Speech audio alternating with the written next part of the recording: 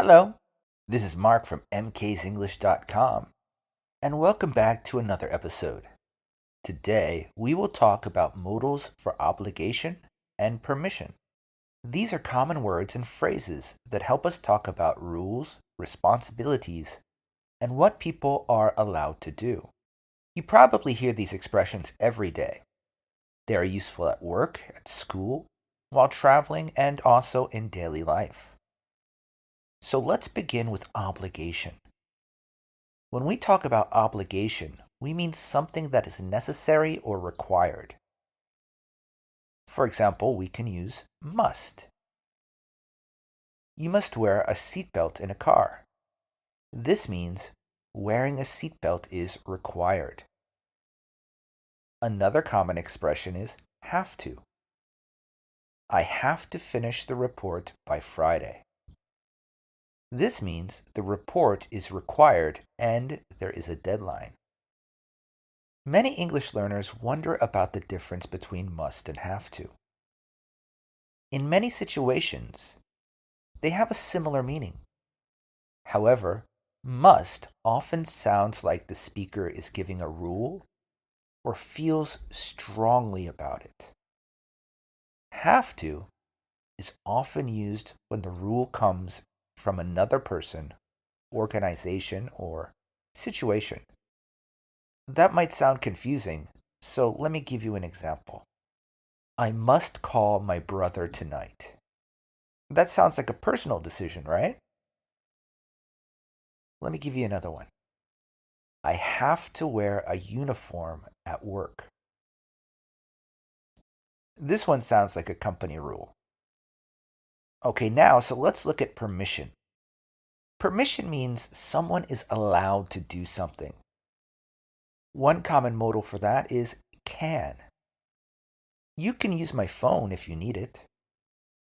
This means permission is given. Another expression, may. May I ask you a question? This is a polite way to ask for, permission. In modern conversation, many people use can instead of may, especially in informal situations. For example, can I sit here? This is very natural in everyday English. But formally, it should be, may I sit here? We should probably also talk about lack of permission. For this, we often use can't or mustn't. For example, you can't park your car here. This means parking is not allowed. Or, you mustn't smoke inside the building. This means that smoking is prohibited. If you don't have to do something, it is not necessary. For example, you don't have to come early tomorrow. This means you may come early, but it is not required. However, if you mustn't do something, that means it is forbidden. For example, you mustn't enter this room. That means entering is not allowed. Maybe a lion will eat you or something. I don't know. So let me give you a workplace example. Imagine a new employee starting a job. The manager explains the rules. Employees have to arrive by 9 o'clock.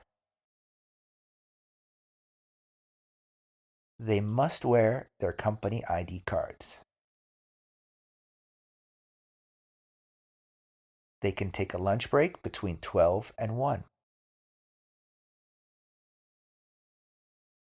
They may ask questions whenever they need help. They mustn't share confidential information. These sentences help explain obligations and permissions clearly. Now think about your own life. What do you have to do every day? What can you do at work, school, or home? Are there things you mustn't do? Using these modals correctly will help you communicate rules, responsibilities, and permissions more naturally. If you have any more questions about this, feel free to contact me at mksenglish.com and we'll go over it one-on-one. That's all for today's episode. Thank you for listening, and I'll see you next time. Bye.